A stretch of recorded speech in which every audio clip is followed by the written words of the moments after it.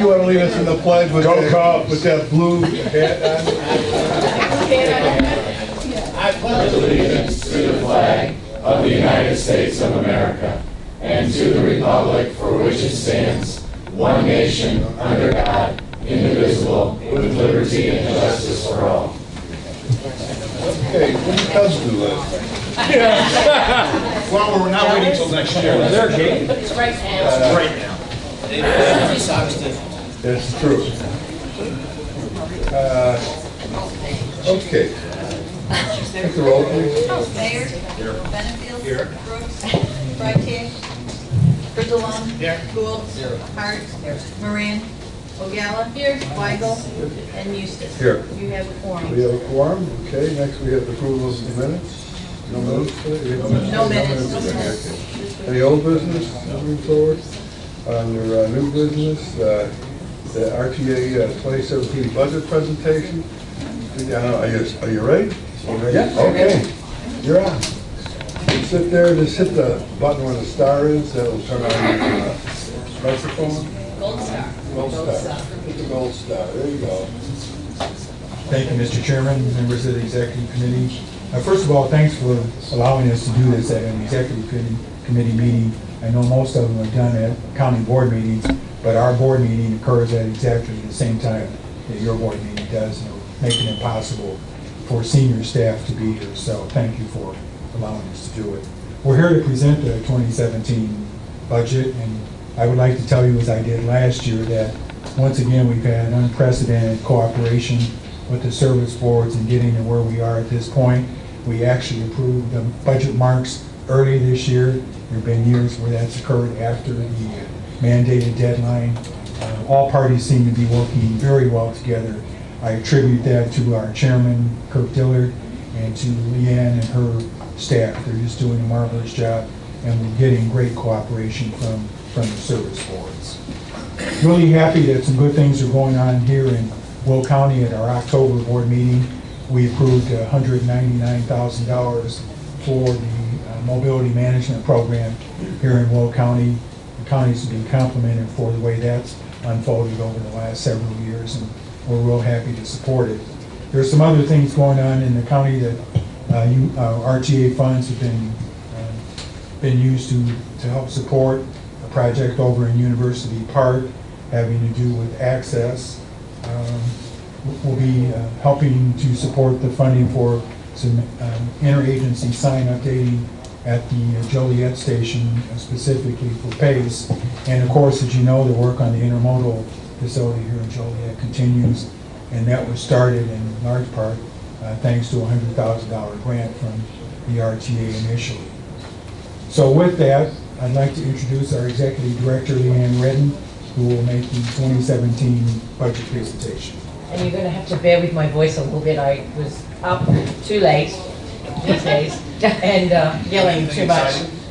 A little bit. Do anything exciting? Screaming at television. Oh, there you go. Too many hours. I'm too old for this. And I'm only a more recently adopted Cub fan. So, but as, thank you, JD. I'm Leanne Redden. I'm the Executive Director of the RTA.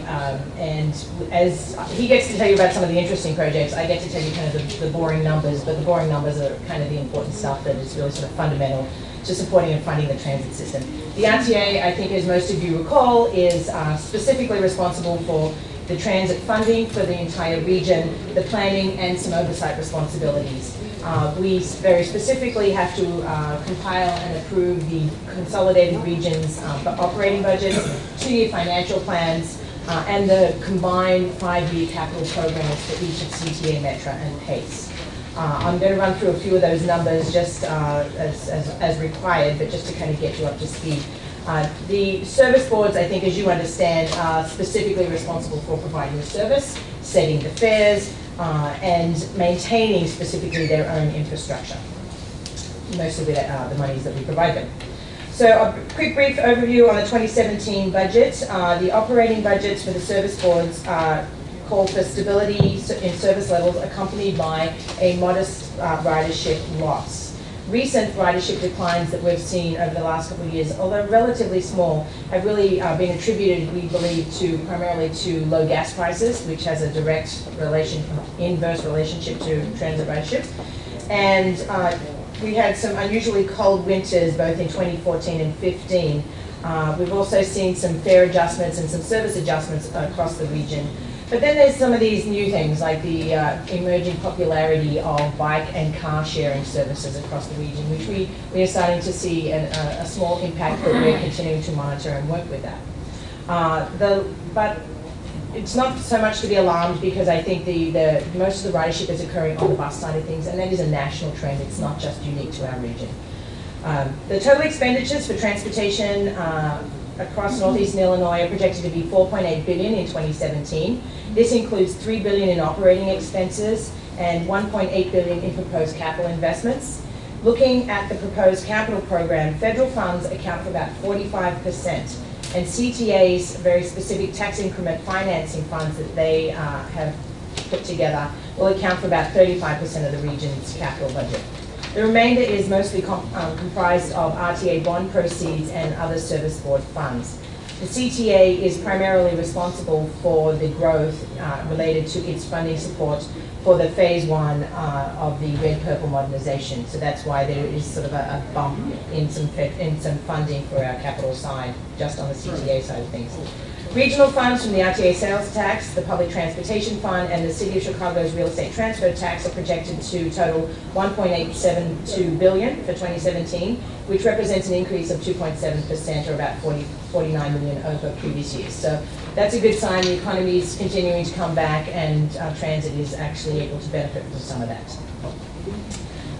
In Will County, collections of $47 million represents about 4% of the sales tax collected in the RTA region. Of the nearly $1.9 billion in public funding for operations, CTA will get $838 million, or 45%. Metro will receive $429 million, or about 23%. PACE, suburban bus service, will receive $178 million, 9% of the region's budget. And PACE on the ADA paratransit side will receive $161 million, 9% also. So it's worth mentioning that the ADA paratransit rides represent about 1% of the entire region's ridership, but account for about 6% of the region's operating costs. These rides, the amount of rides provided in the ADA paratransit space have doubled in the past decade, and now PACE provides about 4 million ADA paratransit rides a year. As our population ages and people continue to age in place and stay in the area, this is going to be a situation we're going to have to watch. PACE has done an amazing job, though, in managing its costs and creating efficiencies, but it is a growing market share in some of the most expensive service that we are mandated as a region to provide. In addition, $217 million will be used to pay for principal and interest on RTA bonds that are used, as I mentioned, to pay for capital projects for the service boards. The RTA is able to keep our cost of financing those financing tools down because of our very strong AA credit rating that we have maintained, which is somewhat unique in the state of Illinois. And we work very hard to maintain that. The RTA budget, our agency, the RTA is an agency itself, has a proposed budget of $40.9 million. That is supported by $35.1 million in regional public funding and about $5.8 million in federal grants from us and other revenues. The budget is comprised of two parts, administrative and our regional services. The administrative budget fulfills the mandates that we're required by state law to perform audits, oversight, and other regional planning functions. The regional programs, which is really the lion's share of the RTA's budget, includes services provided such as the ADA certification program, travel training across the region, RTA regional customer service, and then the region's travel information center. We have also prepared a 5-year capital program, which will run from 2017 through 2021. Funding in support of the regional capital program totals $5.085 billion over the next 5 years and advances projects to replace and rehabilitate both rail and bus fleets, improve guideway infrastructure, or train tracks, and renovate passenger stations across the entire region. These projects help move our system towards a state of good repair and will help modernize and enhance customer experience with the incorporation of new technologies and passenger amenities. Handouts describing our programs and the proposed consolidated regional budget was sent to you, I believe, electronically. We also brought some hard copies with us today. They are also available for review by the public on the RTA website and at hearings that we will be hosting over the next couple of days. A strong and financially secure public transportation system improves the overall quality of life for this entire region and all of its residents. So with that, I will happy to entertain any questions as long as they're not hard ones today. I'm happy to get back to you on some of them, but thank you. Just add that the Will County public hearing is actually tonight, between 4 and 7 o'clock in the boardroom. Yeah, in regards to the ridership decrease, do you have a breakout by counties as for the ridership year to year? Yes, we do, and we actually have it on our website, and you can actually even get down to specific bus stop, train line, location, even if it's a map-based system. I don't have them off the top of my head. I can absolutely get those to you in a few minutes. I'll pull them up and I'll get them to you. Nice to know where we Yeah. paid if we're on the increase, decrease versus some of the other counties. Again, as I mentioned in general terms, across the system as a whole, and PACE did some restructuring. I think PACE was actually before the board maybe 2 weeks ago. They came out and presented their specific budget. PACE on the bus side is suffering some losses, but they've actually seen some huge growth, several 100% growth, say, on the bus on shoulder service that runs on I-55, and that in Will County has actually sort of bumped up the PACE numbers significantly and really helped carry some of their bus ridership, and they're continuing to expand that service. Good. Just a quick question about the paratransit. Do you track locations and where folks go and whether it's employment related in the transportation? PACE provides the service. We just do all the sort of administrative and the certification side of things. And yes, they do. They do have tracks. We've done some very detailed analysis too on where everybody who's actually certified and registered in the program, where they actually live. And PACE then also does it on where they actually, their trips. Their drop off, because I would think that the tax benefits of getting them to work would outweigh some of the additional costs for doing paratransit, and that would be an interesting number to know. We could look and see if we can sort of tease that out. I don't know that that would be a real easy number to actually specifically get, but it certainly is a very vital service for people across the region. But some of the other things that we're thinking about doing, and I touched on this, the travel training, and we're actually establishing mobility managers in each, dedicated to each county right now. And the concept there is to not just train people on how to use and tell them about the ADA paratransit services, but actually teach them and train them how to use the fixed route services. They may not, someone who's even certified may need to take paratransit sometimes, but on a gorgeous day like today where it's not snowy and cold, maybe a fixed route train or bus might be more of a viable option and something they could consider taking. So we're trying to think about how we manage both the services, increase mobility, but also manage costs as well. I do have one question. When we look at these numbers, is the contribution that's put in by local operators? I'm also the Frankfurt Township Supervisor. We run a dial-a-ride program since it's been in existence. Even though our level of support can vary, PACE has been very helpful of late, helping us bring our costs down by using central dispatching, using their dispatching, and then they bill us back, but it's a lot more efficient. But I'm going to use the highest mark we've ever had. There's at one point, Frankfurt Township was putting $200,000 a year in operating the system out of local tax dollars. And I'm just curious, and I assume that other local operators, whether townships, municipalities, cities, others, service organizations that may be using some, operating some PACE services. I just always kind of assume those numbers that the local tax dollars that go into a program aren't necessarily reflected in these numbers. Correct. In some cases, and the projects you're specifically talking about, we're able to, because of that use of local dollars, we were able to match those with some federal monies to actually really fund about 80% of, and actually Wendy's here, and we've worked very closely with Wendy on some of these community-based services and sort of bolstering and supporting those. The numbers that you see here primarily represents RTA, sales tax dollars, public funds that are used to support the programs, which in many cases, as you were mentioning, are matched by local entities or community groups. The other reason I mention it is, even if it's a footnote, it would be nice to say there is also local participation, and here are the dollars or the support that comes in locally into our public transportation system. So, yeah, if you... This is my little thing, I guess. It is actually captured in a broader, much drier, detailed budget book that we have, it's 40-something pages.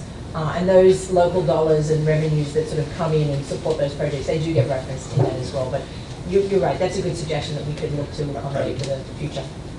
At least on the pay side. Sure. It wouldn't work without them. So, Sure. without their local support, there wouldn't be a program. Something I'd like to just point out is, I would say that, paratransit continues to be a real challenge. And they don't make it easy, you all don't make it easy for people with disabilities, even to get certified, that they're eligible. So I'm just going to kind of throw that out to you, that I still think that's an area that needs improvement. You make these calls and it's like, I realize a lot of that's on the pay side, but it's hard to even get through to talk to somebody. People, they're on hold for extended periods of time, and they get frustrated. We help them, that's how I know. Because they would say, well, let us do it for you, and we'll just stay on hold for an hour and a half, and then we'll get through it. But I just want you to know that that's still an area I think we could use another look at how do we improve that. We actually, we've been working very closely. You may have discussed this with Pace the other week when they were here, but they did some service restructuring and had some new vendors, and they are going through some challenges right now, and they are continuing to work with that. We have actually been talking to them about what can we do to sort of help assess and fix some of the challenges that they are having. In terms of the front end and the certification side, that's one of the reasons why we've established these mobility managers to actually be locally based in each county. So it can be more localized, more customized to the local area, and more human, face-to-face, as opposed to sort of calling downtown offices and things like that. Well, I just want to mention, because I want you to continue to press and maybe put some additional resources, or how does the RTA make that better? Regardless whether you're using PACE or whether you're using other vendors, it continues to be a challenge, and there's no group that needs that transportation more than those folks. It's more than just a ride. It gives them a certain level of independence. Absolutely. It's extremely important to them. Hey, Jim. I want the soapbox now.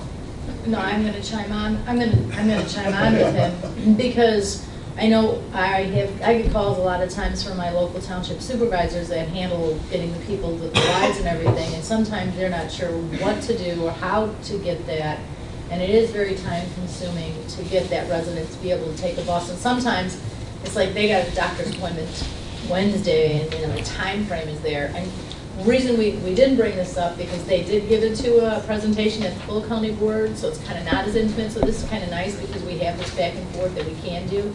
So that is, I do want to chime in with Jim on that. That is really a crucial thing, as to the township supervisor has to do a lot of work to try and get those people, and not always, the people have been told by one person to call here and there. So that would be something that would be definitely better to be refined for the people as to who do they call and how can they find the information in a more concise format than possibly what's happening right now. Because, ultimately, the RTA, no pun intended here, you drive that train. Yeah. PACE is trying to provide the service best they can with resources they have. But it's the RTA that sets the pace. Pun intended. But my point is that if the RTA board says, this is the area we're gonna focus on. We're gonna put additional resources here. We're gonna look to see what works and doesn't work. The RTA is who makes it Yeah, happen. and we are actually doing some of that right now, and to the point about the local-based, I was talking with Michael Van Creek just last week, who heads up on our side, not at the PACE, and works very closely with PACE. One of the things that they've got, they're going to start scheduling is actual outreach to every township that we interact with at that level, and making sure, one, we've got the right points of communication, you know, and just a touch base to find out sort of what's working, what's not working, and get some of that feedback. We've just done a big transition with the company who does our the interviews and assessments on the ADA certification side. So now he's kind of got that project put to bed. He's focusing on some of these other sort of service-oriented improvements and efficiencies. Great, thank you. Okay. Anyone else have any questions? As long as the public's out or any comments, we'll open it up to the public. Any questions from the public? Thanks a million for coming. Thank you. It's always nice. And we would like to hear from the public today at 4 o'clock if anyone Okay. cares to come Yeah. to our public hearing. Okay. Otherwise, we just sit there for 3 hours and. It'll be like the one I did last night, but nobody was coming. Right, yeah, that was bad. It's unfortunate timing. Thank you, Jack. Yeah, we could. Okay, next we get to committee assignments. Has everyone looked at the committee assignments? Yes. Then I will entertain do I need to add anything, additional assignments? We got Walgreens Pharmacy lease termination. And we did the lease agreement, but we didn't we usually don't have to terminate, but this is just a technicality, so we'll take care of that. We had the Walgreens Pharmacy lease termination, and then we also need to tweak the Cobalt MOU with IDOT and Joliet in Center Point. That needs a few little changes. So those will be added to the executive committee. Walgreens, and they don't be executive, those will go to the executive committee for next week. And so then I will entertain a motion to accept the committee assignments as amended. Motion and a second, all in favor? Aye. Okay, is there any comments by committee members today? Any comments by the public? I'll entertain a motion to adjourn. Second. All in favor? Aye. Aye.